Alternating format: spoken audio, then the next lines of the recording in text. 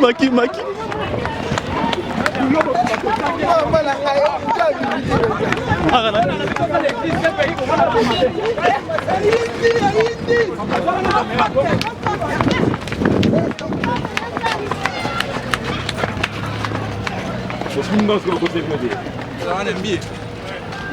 Boya musika pola aussi ça.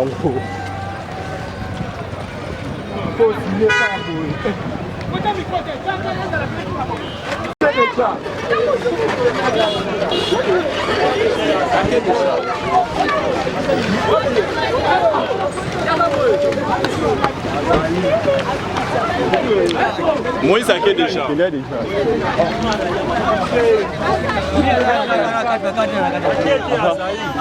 On va passer à Azali.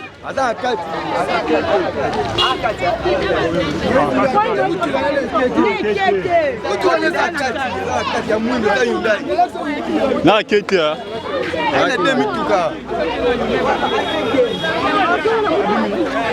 Ala tindegini. Na kete ah. Kabila bibi.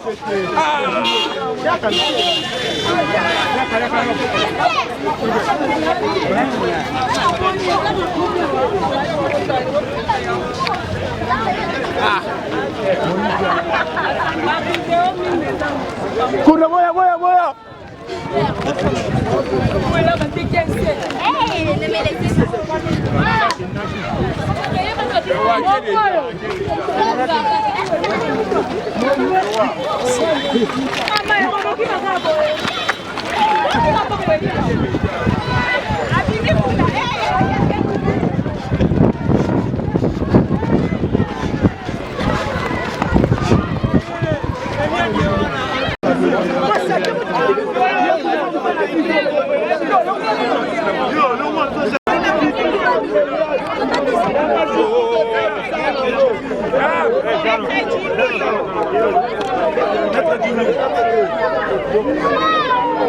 Maître Jimmy.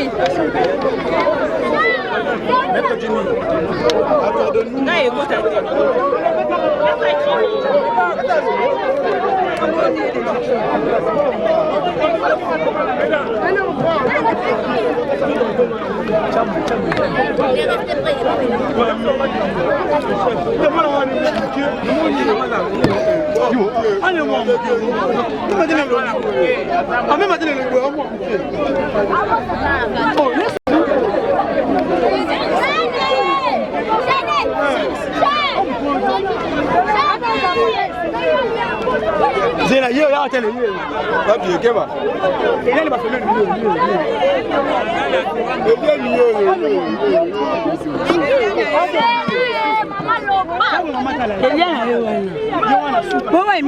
Les dossiers en fixation devant les tribunaux.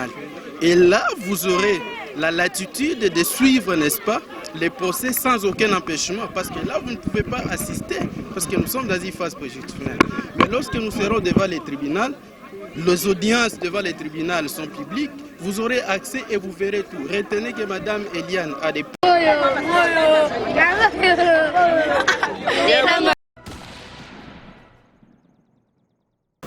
Très chers amis internautes de www.cleboa.com, amis fidèles de cette émission Méga l'entretien, comprenez, nous sommes ici à plein palais de la justice, là où se déroule le procès du pasteur Moïse Mbi, la sœur Eliane, ce que je vais dire comme ça, parce que c'est une sœur de l'église Cité Bethel. Bazo s'est confronté les lots phare à phare avec le pasteur Moïse Mbi. Et là, tous allez qui depuis le matin, sûrement à Boya qui vraiment presse en ligne, Bakota, Bazo à image, vie, Kakayamaramde, à l'actualité. Les amoureux de Cléboa, mais avant cela, tout le monde qui m'a camboisé kende procès que Liban, tout ça news ya katipé Libanda, mais à cela que Bazolo que déjà moi procès on n'est kende apparemment, je peux bien préciser, je dis bien là, apparemment, la sœur Liane Azom Mekola moi copilé les balobango la lingala copilé le frère le pasteur Moïse Mbi et vu que n'a pas preuve na makambebele il y a tout le monde peut papa na yena abimina ordinateur ayenango akoti nango kuna après la abimina roseka c'est que ba kolonga prosango question mark. On va suivre le procès en tout cas avec le pasteur Moïse Mbi et la sœur Liane en tout cas. to landango et puis to zonga isusu pour que to ya ko silisa makambango mais c'est plutôt ya vraiment mawa comment la maramba bonombo na biso to éviter nga comme on est fin du monde donc bon la amitié mais ça biso bien Francis voilà on va suivre l'intégralité du procès du pasteur Moïse Mbiye la sœur Eliane de l'église Cité Bethel. Les amoureux des Cléboa, soyez toujours branchés scotchés dans votre site. Sociaux. Denise dit chose à maman. Denise dit chose. Oluki bez mikolo yo lati elongia bato mouillage au sali ba direct banini. Denise dit chose. Du coup directement tu te réveilles le matin au lit ko ça direct au loba makambo lokuta. Yango ipo ya tanga na tanga isti yango yo tanga kana ba ya kwale na ba ya bongo. Ezande ya bongo ya kokosa makambu. Okosi makambu do ozoke yo yakinde ko infiltrer famille ya Beliane. Oki ko infiltrer famille ya Beliane na ba avocat. Po ba bike yo no za influente. Ngana bien influente yango yo za yango ya nini. Oza mama oboti bana basi. Lelo yo kake mwana na yo lelo ya ndoza na bana ndo publier ba na ba réseaux sociaux bongo ba violer mwana to ba sali mwana o mabe. Est-ce que yo moko kutu excellence po yo ba violer ba lemba. Excellence wana aboti so mwana. O mene excellence wana vidi na bo tanga kombo excellence wana. Ti excellence alongwe na bo kondi. Mais Denise di chose olingo kaka ba buzz. Olongwe buzz a politique, o buzz a makambo Eliane. Au conseil Eliane makambo lobi ba n'importe quoi na mito ba diaspora ba na so ba monde entier bazo e bati. Est-ce que Eliane a quoi une procès tonini? Non. Chance que la petite elle était sage, azaki na ba preuve o ezapo mutu tia comme un niveau à tribunal. Ata ko luka mbongo ngo, ata to liaka ba matembele, to liaka ba ponu na bandako na biso, ba ne ba loba ba parents so ba bokola biso bien te. Eliane ata ko luka buzz na mito vraiment Eliane. Akondi ba pas comme appeler pasteur Moïse Mbiye na niveau oyo. Mouloro la moi na passé en galasi. Ah oui, on dit vraiment atika cabinet na e. Pour mettre en asa troisième personnalité la télé 50. Alors on dit mara atika kaka musani na kati la télé 50 atika ba client na e, ayo landa dossier à Eliane. En plus c'est que non, appelle bi wana za ya bino bo ba monteur bo ça ba cameraman bo bi makambo montage ndé zalaka. Oui, wana za montage. Papa, to boite Eliane na ta alliance mutute. Na lobi boye. Yo kutu bo solo soki masolo bana kinso ki manini wana. Yo to yebi okoma muta Moïse Mbiye. Ngai tika nous procureur à lobby boye papa botika zela nan procureur bosolo soki bosolo politique soki masolo aki zela te lycée après ce soit à chapitre ni on appelle la kanga Bible bien te à lobby jamais to yuko mona nudité à pasteur Mutagala pasteur bimi. Non mais non comprendre procureur mta lobby bongo donc ça pas si mingi na moni Eric Mandala azaki parrain ya libala pasteur Moïse Mbiye na Eliane na clip ba kitina lidimbiye na teso bakizo valise bilamba soki pe ba kizo ba preuve na ba tiki na limité to na GB pour na GB omoni Congo Kinshasa loko apotote na GB ba lobi na venir Moïse Mbiye bitumbe bumba chaque jour basi babunda nini babunda rapona ba ko tika dim na offrande te pona pasteur soki Moïse Mbiye abalaki mais makambo nyo soninge ezalate soka zaketa na moto ki katane na ndaku mais na mito nga a se retrouver na makambo te akomi ko kwa na ba piège au point ba lobi orgueil leki nga yebi to une école moko bazaka ba ene na biso c'est un garçon andimela kana enza mate yeba ndimisa enza na makasi papa bango bondele mwana ngai église okoko tika la boye to za mwana ngai ya ko tika na église ya ndimi andeza ke to sala tout bien ke na yambi nzambe ya yamaka nzambe te ye papa bango tayisa ke mon fils reste là lidimbi ya za mwasi ya ko loba akomi mikolo ya komi lokwa ye mundele lokwa metisa ko loba ye libala o ya ke ko botoleza libala na ye aboya réalisateur ndéveloppement réalisateur pour la nini aboya pour la nini tout ça basi tu vas condamner oh il pas commencer au quatrième femme a commencé au quatrième femme tout ce que maramba ko sala eza vraiment bien té donc c'est la passer moi je dis tout à fait la mi tout ka ba benga biso to loi ta ba express sawa to yo tike na makala azwa ba amasika bandimi ya sika ateya bango na makala oleke baliaka vungule la mosusu ya koyela bango biloko ya sika na makala po talaka basako bando otika bangulu bantaba banini do elakisi ke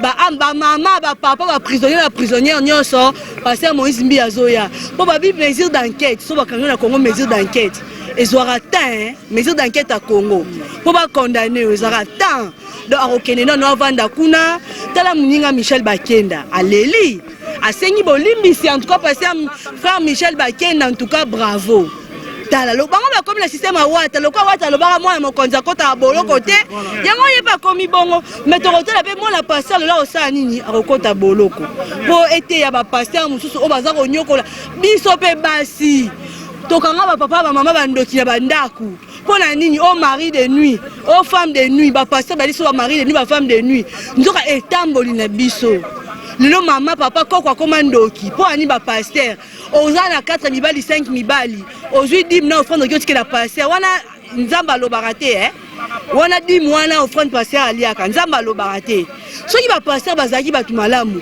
me bashege oyo tomonaka na balabala ta shege ndenge osokola mai botala kuna mena misane ezala ta bashege nde baosokola ta bana nde baosokola na libanda justice me pasteur Moïse Mbi omoni bana wana baza makila elia na pasteur Moïse Mbi tande bakoli baye kodeklare badroit makila na bango badroit na bango baye kodeklare bana wana babi mama mo apevalo waza kuna mama na lobi azomona kaka bana abi bordi ou abi bomona ka bordi na molimo bana bateli bazole la justice puis place en vente des ates ba sopela mama esika esa ta yo moko esa na ngolo te esa musala ngai na isi da procureur baloba presse eza 4e pouvoir ata bengani surtout ba papa ba mwape te ngala mbwate nga temi na lobeli nga na yebi droit na nga tant que citoyenne congolaise na lobeli procureur okobenga na biso bongo te apesi nga lisesa ya bible na comprendre que procureur asambela na cité Bethel po lobi ke toki kombona nidité ya pasteur te na comprendre que asa mondimi ya cité Bethel yango wana bi ate procureur po na ko respecter na miso ba soda po procureur ye moko procureur a Gombe aza na kati ya bureau ba procureur ero ba osala musala na bango yenda ye sikola musu Moïse Mbi abengi po procureur ana za ka entourage ba musicien ba nini abengi ye yango procureur ye abisi to bima libanda mais na loi Moïse Mbi bo na bato ba bimba juriste na banani Moïse Mbi azoke no olia vungule soka le vungule après seni atiki mais famille Eliane babi ke oh famille Eliane ba oluka mbongo ngo combien $100,000 $200,000 ezala raté GB bato bakomi ko bunda na GB le roi Soni est-ce que Eliane azana ba preuve vraiment tangible ya mona na aleke pa na ngai bongo Eliane ondima koma na niveau na tribunal fa ba avocat ba impressionner kaka maître Eliane Ngalasi wana mona pasteur Ngalasi aza 3e personne ta télé 50 aza ba client ebela minene olinga tika ba client na po na makambo dossier Eliane aza zoluka buzz ezala te ata kutongo vraiment bandeko na yo to ko senga bino be basali ya nzambe boko loba o to sumuki bo sumuki te boligi cher annonce babi passé Moïse Nazawana aboma libala Eliane na mobali to bayaka babi kisongi nga na ebite ponga to tanga na école mona ebi kazara mutalo yenge po vie pe azara moi eronet biso 12h to tanga te to bimina je to kina Marie chocho na 20 mai to ke to van to lié to meli via zone oh viene au Moïse Mbi bon la bango ta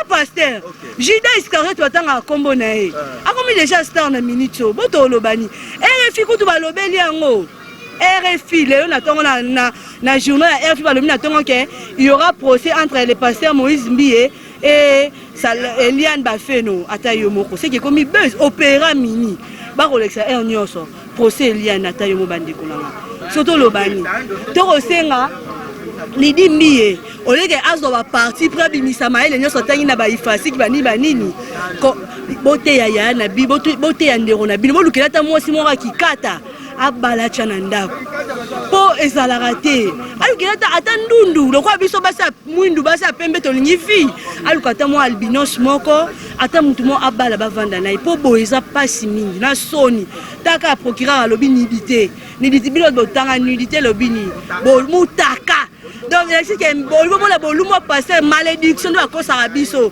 bible lobi ne touchez pas mais ouais ba wa comme il y a ba buzz boy bawen ya kobina ndombolo pasteur akobina sexy pasteur abeta concert na Char Club abeda chou aza kosambrasane na mwasi na podium a pasteur. Est-ce que c'est normal? Pasteur azobeta concert à Nzambe mais abeda chou na Sonia bango baolia na nzembo Nzambe koma ko exciter biso lokwa mutalinga versi. Est-ce que c'est normal? Ils ont la raté. Donc oui, c'est pas normal. Donc Nabi Eliana kosa âge akosa nini aza mwana aza mwasi ya nini toyeba na tango akaba ko so ando ba 14 à 15 parce que so akosa ezani batika mwana vanda bakata procès soki passer akokende soki pe bakokoganye mesure d'enquête po awa bazana na cachette balalisa batuka na makala bon bimisa ça problème. Merci beaucoup, merci beaucoup. Ayepe na 4 mituko yebi yango 4 mituko oui ya cher oh ya ba 50 000 $60 000 etelemi wana aye na 4 mituka ya cher des entrées à côté 6h30 ah pour ba mona été yem ta komi Goldberg soki Kobe Bryant ya Congo à côté ah ba mona été ali aki tongo à 6h30 pour vendre à GB donc distance kamuke aye mais tu évite ba soda ba ko benga na biso kuna balito mona été mais nzoka to mona ka déjà tout le monde fait déjà bolumbu est-ce que c'est infraction c'est lisumu Nzamba limbisa biso botika basango bavanda na bango o basango bato ekobo basango botika basango bavanda botika bata pevalongo na bata kimbangiste bavanda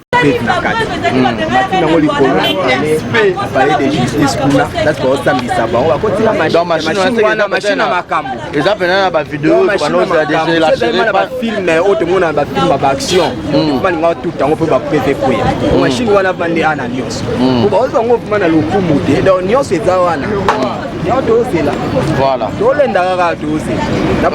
Mais rota la magistrat au Bénin, la presse, ils ont 4e pouvoir dans le monde.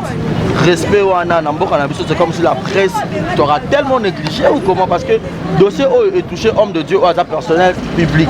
Là biso to na baba il y a peut-être que na bango ba na kati kuna ba kata moi quoi. So ba bi ke biso to zala wana to mona ba onde ba bima to ko filmer bango et ça fou. Et chamwa mbote ya ba bi te ka se za libanda ko to rater moi ba image mususu mais to rata ngo ke lanko. Voilà la bino à l'aise. Bo zwa ni onso. Ni onso ele ka ba ko ngozwa. Ba caméra comme na ba montre. Na ba stylo et comment la technologie évolue. Voilà. Donc cher ami